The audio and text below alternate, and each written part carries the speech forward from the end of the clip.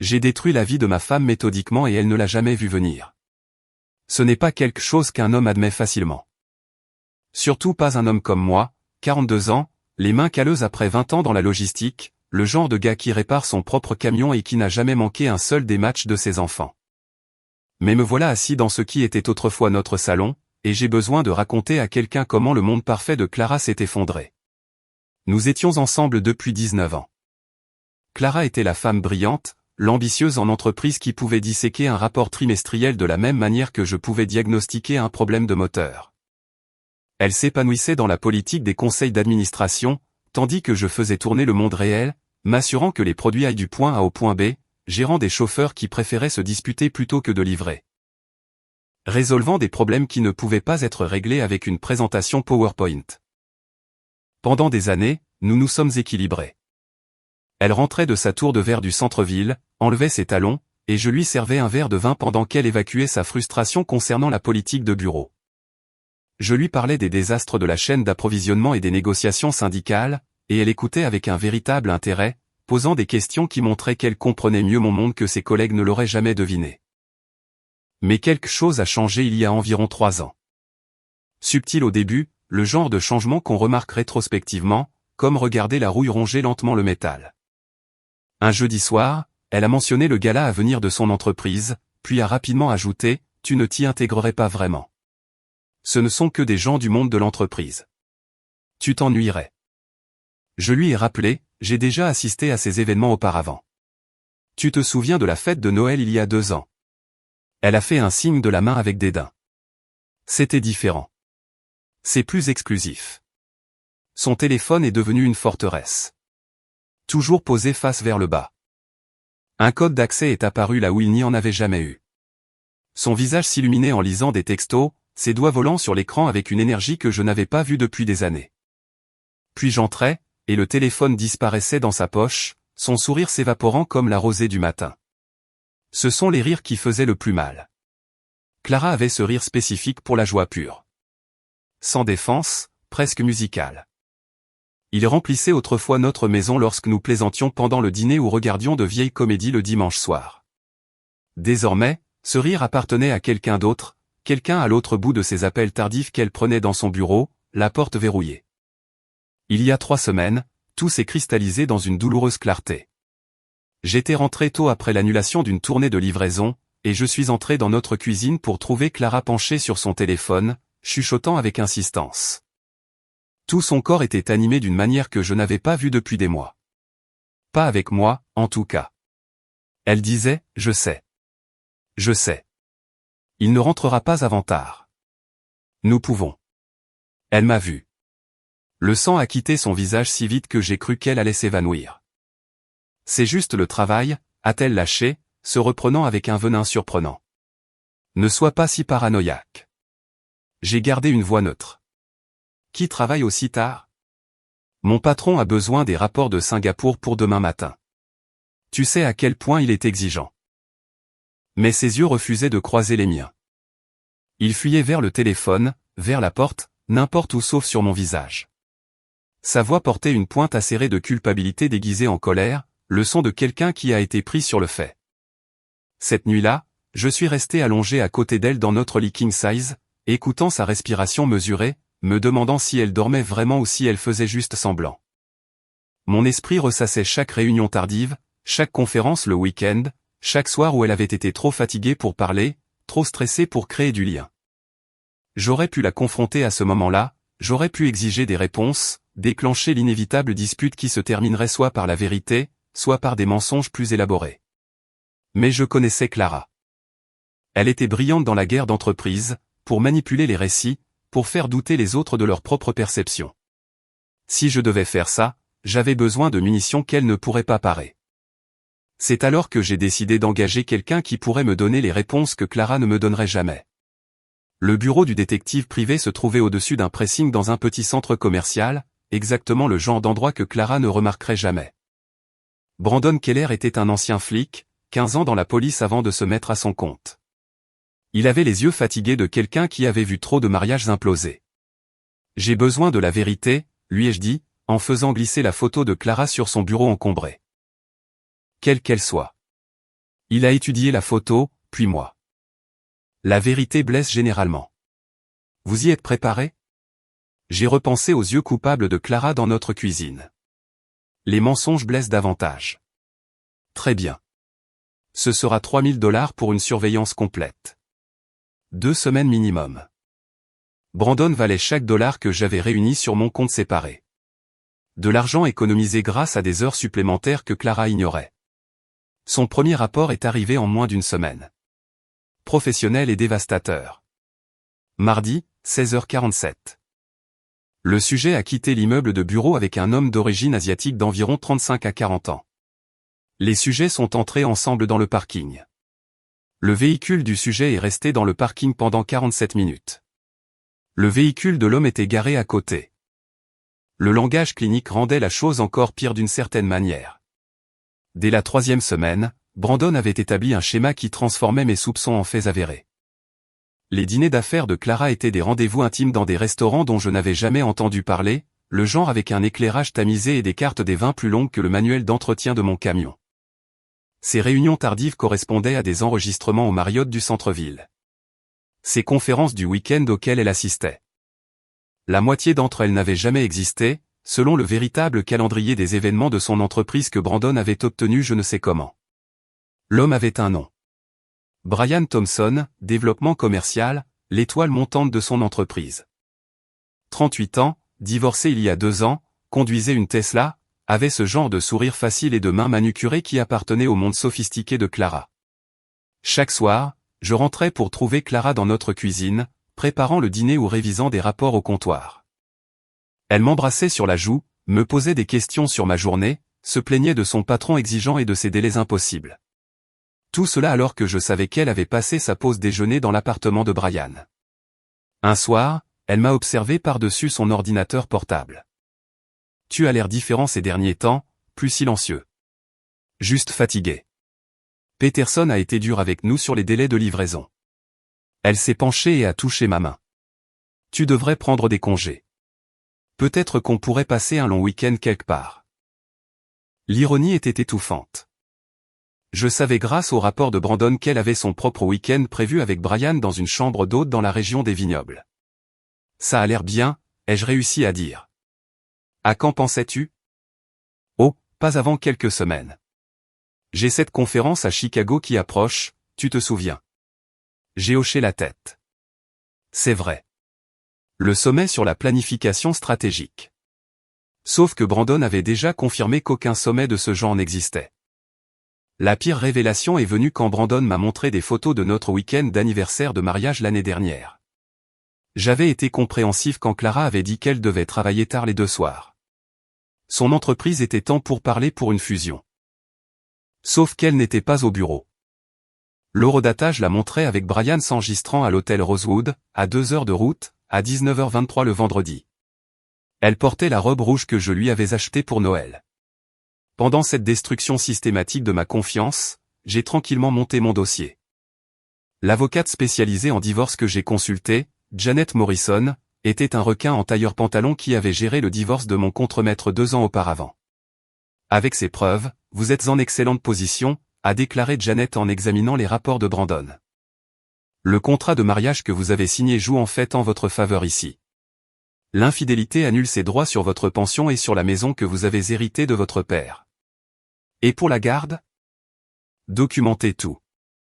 Tenez un journal. Plus vous aurez de preuves de tromperie et d'inconduite financière, plus votre position sera forte. J'ai tout documenté. Les relevés bancaires montrant des dépenses dans des restaurants lors de ces prétendues réunions tardives au bureau.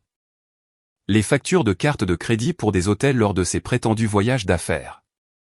Même un reçu pour de la lingerie de chez La Perla. $200 pour quelque chose que je n'avais jamais vu. Le plus difficile a été d'aider Clara à maintenir sa tromperie. Lorsqu'elle m'a parlé de la conférence à venir à Chicago, je l'ai aidé à faire ses valises, lui suggérant même de prendre un jour de plus pour se détendre. Tu as été tellement stressé, ai-je dit, pliant ses vêtements d'une main ferme. Prends du temps pour toi. Elle m'a alors serré dans ses bras, se pressant contre moi avec ce qui ressemblait à une véritable affection. Tu es le meilleur mari dont on puisse rêver. Je ne te mérite pas, non, ai-je approuvé doucement. Tu ne me mérites pas, Elle s'est reculée en riant. Tellement modeste. L'enquête de Brandon était presque terminée. Une semaine de surveillance de plus, m'a-t-il dit, et j'aurai tout ce qu'il faut pour un dossier en béton. Quand il m'a tendu cette dernière enveloppe, il a dit quelque chose qui m'a glacé le sang. C'est pire que ce que vous pensiez. Le rapport final de Brandon était un chef-d'œuvre de minutie dévastatrice. 3 ans, pas 6 mois, pas un écart de conduite momentanée, mais 3 années calculées de tromperie systématique. L'enveloppe contenait tout. Des photographies, des relevés de cartes de crédit, des réservations d'hôtels, et même des historiques de SMS que Brandon avait obtenus par des voies légales dont je ne voulais rien savoir. Brian Thompson faisait partie de la vie de Clara depuis la conférence de Denver il y a 3 ans. Celle où elle m'avait appelé, excité, au sujet d'une opportunité de promotion qui ne s'est jamais concrétisée. Ils avaient été ensemble lors de chaque voyage d'affaires important depuis, y compris la conférence de Londres, où Clara avait prétendu avoir une intoxication alimentaire et n'avait pas pu parler pendant 2 jours. Les photos les montraient se tenant la main le long de la Tamise, manifestement pas du tout intoxiqués. J'ai passé une semaine à planifier ma réponse. Janet Morrison et moi avons défini chaque mouvement, chaque éventualité, chaque contre-attaque possible que Clara pourrait préparer. La clé, c'est l'impact simultané, a expliqué Janet, se penchant en avant sur son bureau en acajou. Des conséquences personnelles et professionnelles livrées en une seule fois, ne laissant aucune place pour limiter les dégâts. Comment s'assurer qu'elle ne puisse pas retourner la situation? La documentation bat la rhétorique à chaque fois. Nous ferons en sorte que les preuves parlent plus fort que n'importe quelle excuse qu'elle pourrait inventer. Les papiers du divorce étaient des œuvres d'art, clairs, exhaustifs et totalement accablants. Chaque élément de preuve était joint en tant que pièce à conviction. Le jury comptable que Janet m'avait recommandé avait trouvé plus que de simples dépenses personnelles cachées dans des frais professionnels. Clara avait utilisé notre carte de crédit commune pour sa liaison, faisant techniquement de moi un participant financier à ma propre trahison. J'ai choisi le moment avec soin. Le département de Clara avait sa réunion stratégique hebdomadaire tous les mercredis à 14h30. Toute l'équipe serait présente, y compris Brian, dans leur salle de conférence au mur de verre que tout le monde appelait le bocal. Visibilité maximale, intimité minimale. Le service de messagerie m'a assuré que leur coursier était expérimenté dans le traitement des livraisons sensibles. Il a déjà fait ça, a déclaré le répartiteur. Professionnel, discret, mais il s'assure de la bonne réception. Personne ne pourra prétendre ne pas avoir reçu les documents. Parfait. Et les autres livraisons, toutes synchronisées pour 14h45 comme demandé.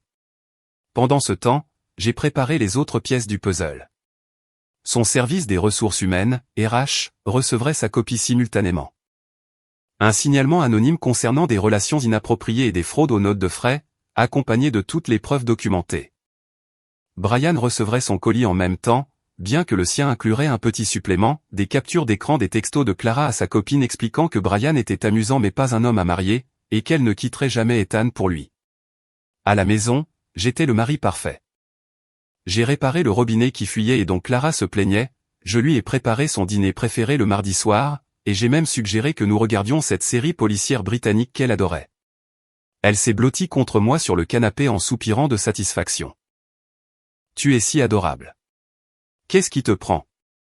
J'ai juste réalisé que je ne t'appréciais pas à ta juste valeur. Elle m'a embrassé sur la joue. Eh bien, j'aime bien cette version de toi. Peut-être qu'on devrait se disputer plus souvent si c'est ça la phase de réconciliation. Nous ne nous sommes pas disputés. Non, mais nous avons été distants. Je suis heureuse que nous nous reconnections. Je l'ai même aidé avec sa présentation pour la réunion du mercredi, passant en revue ses diapositives, suggérant des améliorations. Elle serait au sommet de sa forme lorsque le monde s'effondrerait, confiante, raffinée et totalement impréparée. Les enfants étaient ma plus grande préoccupation. Sarah, 14 ans, et Mike, 16 ans, méritaient mieux que d'être pris au dépourvu. Sans révéler de détails, j'ai eu des conversations prudentes sur le fait que, parfois, les familles changent, sur le fait que les deux parents les aimeraient toujours, peu importe ce qui se passe entre les adultes. Mike m'a confronté directement le mardi soir parce qu'il avait hérité de mon incapacité à tourner autour du pot sur les sujets difficiles. Est-ce que ça va entre maman et toi? Nous traversons certaines choses. C'est ce qu'a dit le père de Jérémy avant que ses parents ne divorcent. J'ai posé ma clé à molette. Nous travaillons sur sa voiture. Quoi qu'il arrive, Sarah et toi êtes notre priorité. Cela ne changera pas, mais il se passe quelque chose. Quelque chose change, oui, mais tu n'as pas à t'en inquiéter ce soir. Le mercredi matin est arrivé, frais et dégagé. Clara s'est habillée avec son tailleur de femme d'affaires, grise anthracite avec le collier de perles que je lui avais offert pour notre 10e anniversaire. Elle a revu sa présentation une dernière fois pendant le petit déjeuner, pratiquant ses points clés pendant que je hochais la tête et l'encourageais. Les prévisions trimestrielles sont solides, ai-je dit. Tu vas assurer. Elle rayonnait. Tu le penses vraiment? Je pense que tu auras exactement ce que tu mérites. Elle a ri. C'est une façon bizarre de le formuler, mais je prends le regain de confiance. Elle m'a embrassé sur la joue avant de partir. Souhaite-moi bonne chance. Bonne chance, Clara. J'ai pris ma journée, disant à mon superviseur que j'avais une urgence familiale en cours. Pas vraiment un mensonge, en fin de compte. Je me suis assis dans mon camion, sur un parking en face de l'immeuble de bureau de Clara, regardant leur avancer lentement vers 14h30. À 14h, j'ai envoyé un seul texto à Clara, je sais pour Brian. C'est fini. Ensuite, j'ai éteint mon téléphone et j'ai attendu. À 14h35, j'ai vu du mouvement dans la salle de conférence du bocal. De minuscules silhouettes visibles même à ma distance. Quelqu'un s'était levé brusquement. D'autres se rassemblaient autour. La réunion était définitivement interrompue. Lorsque ce coursier est entré dans son immeuble de bureau, Clara n'avait aucune idée que son monde était sur le point d'exploser devant tous ceux qui comptaient pour sa carrière. Le coursier est entré dans le bocal à 14h47. J'ai regardé depuis mon camion les minuscules silhouettes dans la salle de conférence s'agiter, les têtes se tournant vers l'interruption. Même de l'autre côté de la rue, je pouvais identifier Clara par sa posture. Cette assurance au dos droit qui était sur le point de voler en éclats. Mon téléphone, rallumé à 15h, a explosé d'appels manqués et de SMS. 23 appels de Clara, 4 de Brian, un d'un numéro que je ne reconnaissais pas, probablement le téléphone du bureau de Clara. Son premier message vocal, laissé à 14h52, était une panique à peine contrôlée. « Ethan, qu'est-ce que c'est que ça? Rappelle-moi immédiatement. C'est de la folie. Appelle-moi. » Le deuxième, à 14h58, était passé en mode limitation des dégâts. « Nous devons parler de ça en privé, pas comme ça, s'il te plaît. » À 15h15, la colère avait pris le dessus. « Espèce de salaud. Tu es un vrai salaud. Comment oses-tu me faire ça au travail? » Je n'ai pas répondu. Au lieu de cela, j'ai conduit jusqu'à la maison, préparé du café et me suis assis à la table de notre cuisine avec le rapport complet de Brandon étalé devant moi. Les preuves de 3 années de mensonges, organisées chronologiquement, une véritable carte routière de la trahison. La voiture de Clara est arrivée en crissant dans l'allée à 15h47. Elle devait être partie immédiatement après le coursier, abandonnant ce qu'il restait de sa présentation. Elle a fait irruption par la porte comme un ouragan, le visage rouge, ses cheveux parfaits ébouriffés à force d'y passer les mains. « Qu'est-ce que tu as fait ?» Sa voix tremblait de rage. J'ai pris une gorgée de café. Je t'ai fait signifier les papiers du divorce. Ça m'a semblé assez clair. À mon bureau. Devant tout le monde. Sa voix se brisait entre la rage et le désespoir. Tu veux dire devant Brian? Il a reçu sa copie aussi. Les RH doivent être en train de lire la leur en ce moment même. Le sang a quitté son visage. Elle s'est effondrée sur la chaise en face de moi, abandonnant sa grâce habituelle. Ce n'est pas ce que tu crois. J'ai fait glisser une photo sur la table, elle et Brian en train de dîner mardi dernier, alors qu'elle affirmait être à une réunion avec un client. Alors explique-moi ce que c'est. Elle y a jeté un œil, puis l'a repoussé. C'était un dîner d'affaires. Une autre photo. Eux entrant ensemble au Marriott. Affaires. Nous examinions des propositions. Les photos de notre anniversaire au Rosewood Hotel. Elle dans la robe rouge que je lui avais achetée. Le bras de Brian autour de sa taille. Quelle proposition était-ce? Elle a dévisagé les photos, sa bouche s'ouvrant et se fermant comme un poisson hors de l'eau. La grande négociatrice sans voix. Finalement, elle a murmuré, ça ne voulait rien dire. C'était juste. Je me sentais seul. Tu travaillais tout le temps, Tu étais toujours fatigué. Je faisais des heures supplémentaires pour payer la vie que tu voulais, pendant que tu dépensais notre argent dans des chambres d'hôtel avec lui. Je lui ai montré les relevés de carte de crédit, chaque dépense surlignée. Notre carte commune, Clara, tu m'as fait payer pour ta liaison. Je rembourserai. Avec quoi?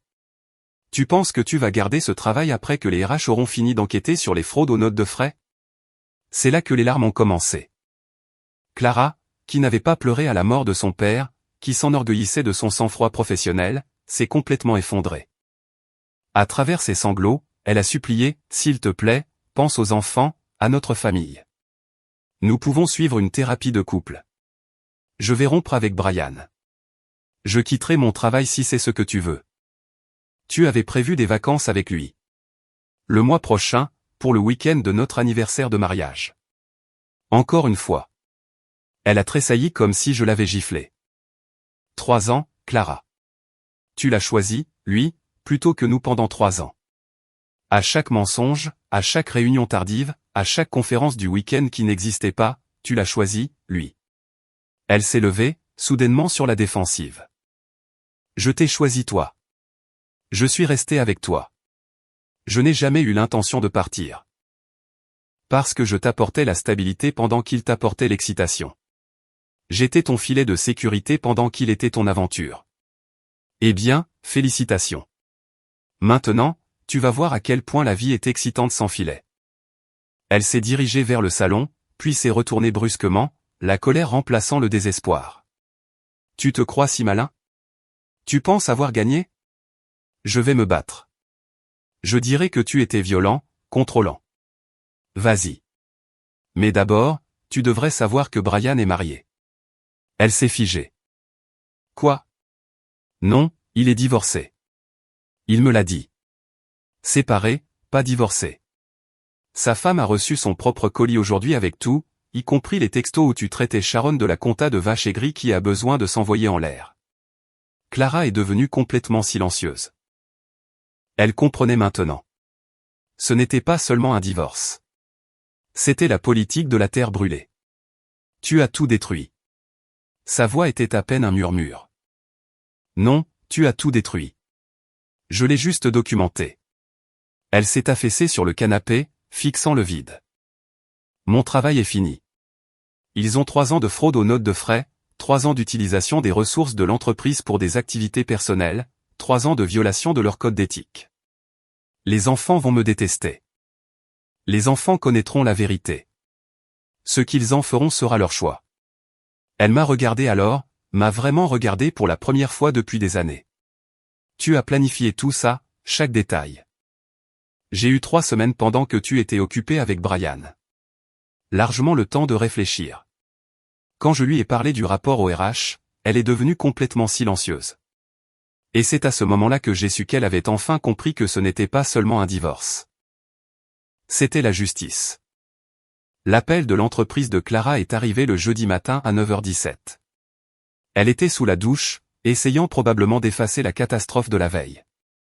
J'ai répondu à son téléphone. C'est Martin des RH.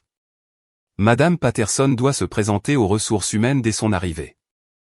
Je l'en informerai, ai-je dit, sachant déjà comment cette réunion se terminerait. Clara a émergé de la chambre dans son meilleur tailleur, armure complète pour le combat d'entreprise. Ne m'attends pas ce soir. Je vais devoir gérer ce pétrin que tu as créé toute la journée. J'ai haussé les épaules.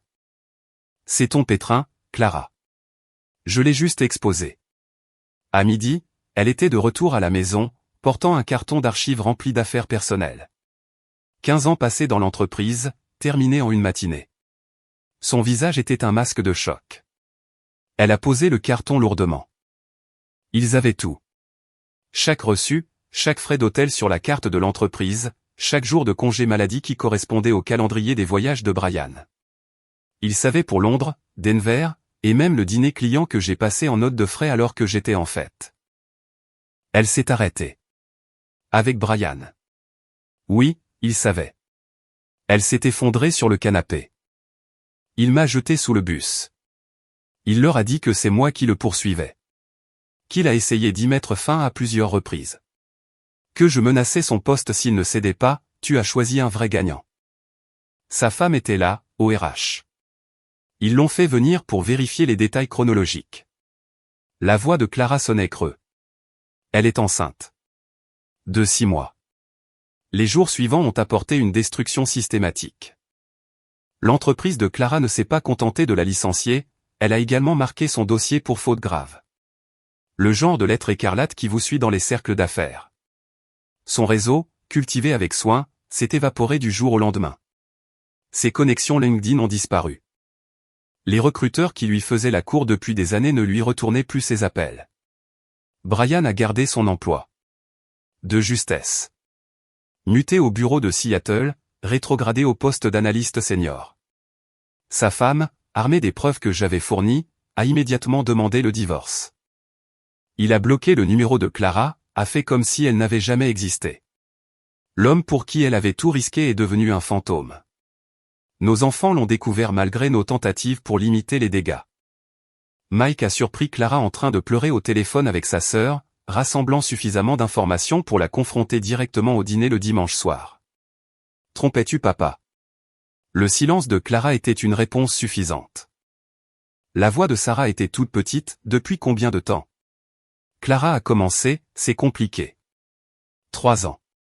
Les voyages, les réunions tardives, les conférences. La plupart étaient des mensonges. Mike s'est levé de table, sa chaise raclant le sol. Toutes ces fois où tu as manqué mes matchs pour le travail. Clara a tendu la main vers lui. Mike, s'il te plaît. Il a reculé. Je te déteste. Puis il a marché jusqu'à sa chambre.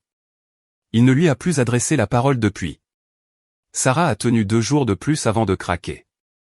Elle avait trouvé l'ordinateur portable de Clara ouvert sur des annonces immobilières, des studios dans le quartier malfamé de la ville.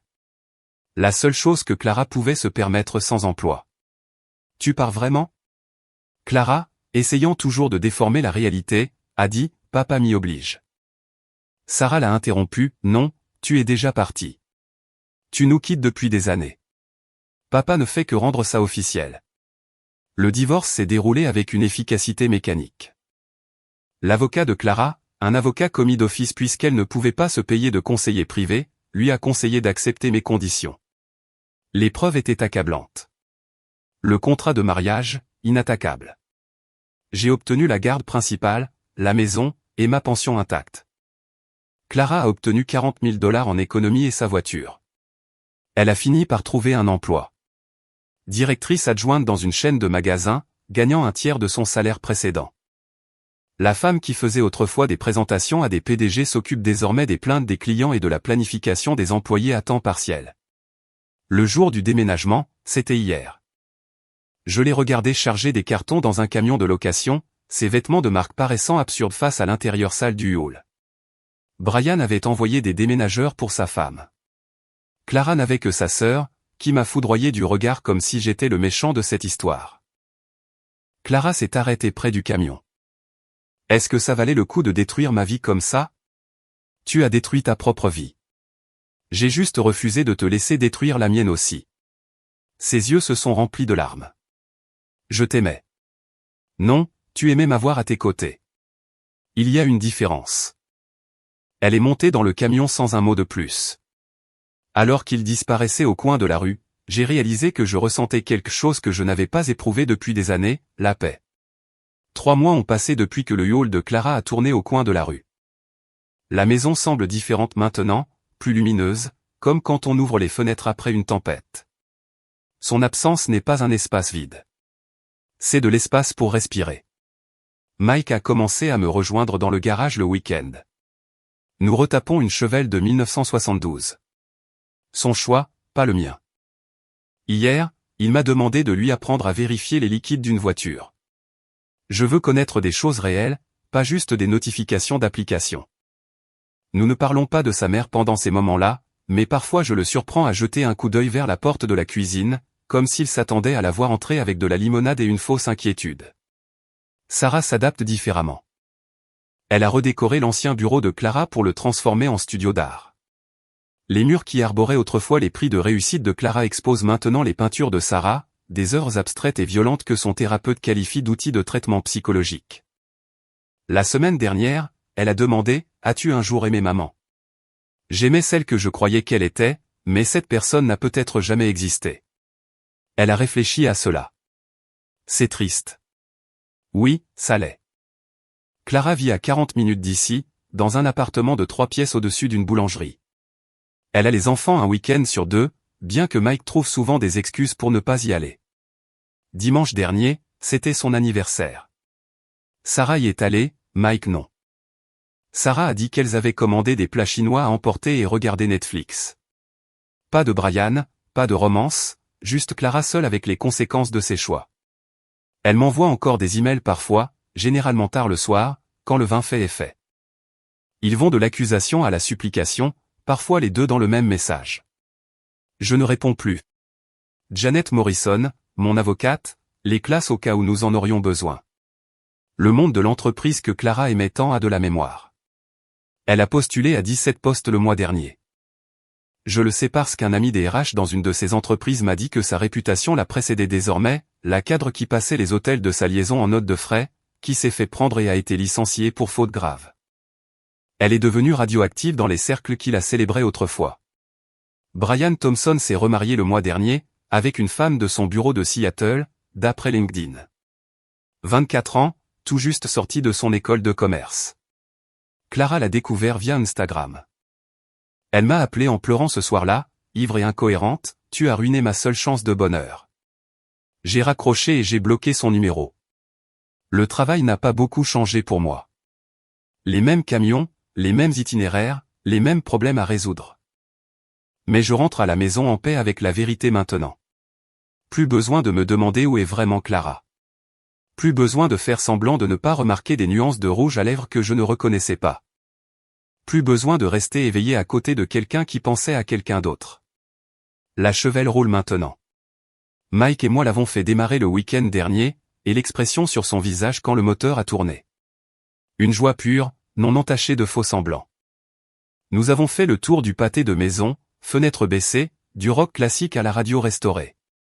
Maman est déjà montée dans des voitures comme ça?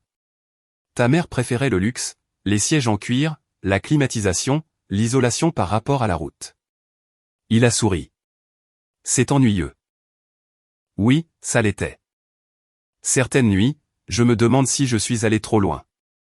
Si détruire la carrière de Clara en même temps que notre mariage était excessif, vindicatif, puis je me souviens de ces 3 années de mensonges, des photos de notre anniversaire de mariage, de la cruauté désinvolte de m'avoir fait financer ma propre trahison. Elle a tout perdu. J'ai gardé ce qui comptait le plus. Les enfants guériront. Ils apprendront à faire confiance à nouveau, à aimer sans vérifier constamment s'il y a tromperie. Ils se souviendront que leur père s'est battu pour la vérité, même quand ça faisait mal. Surtout quand ça faisait mal. Et Clara, elle se réveillera chaque matin dans ce petit appartement, habillée pour un travail qu'elle déteste, et se souviendra de l'époque où elle avait tout. Elle saura qu'elle a tout échangé contre 3 ans de chambre d'hôtel et de promesses murmurées par un homme qui l'a jetée desquelles est devenue encombrante. Ce n'est pas de la vengeance. C'est la justice. Et j'ai appris que la justice dort mieux que la vengeance ne pourrait jamais le faire. Et ainsi, nous sommes arrivés à la fin de l'histoire d'aujourd'hui. Était-ce ce à quoi vous vous attendiez, ou a-t-elle pris une tournure que vous n'aviez pas vu venir? Je suis curieux de connaître votre avis. Partagez-le dans les commentaires ci-dessous, et lançons la discussion. Si cette histoire vous a tenu en haleine, assurez-vous d'appuyer sur le bouton j'aime. Et si vous êtes nouveau ici ou si vous n'êtes pas encore abonné, c'est le moment idéal pour rejoindre notre communauté. Je vous propose chaque jour de nouvelles histoires captivantes. Alors, cliquez sur ce bouton d'abonnement et activez les notifications pour ne rien manquer. Merci d'avoir regardé et on se retrouve dans la prochaine.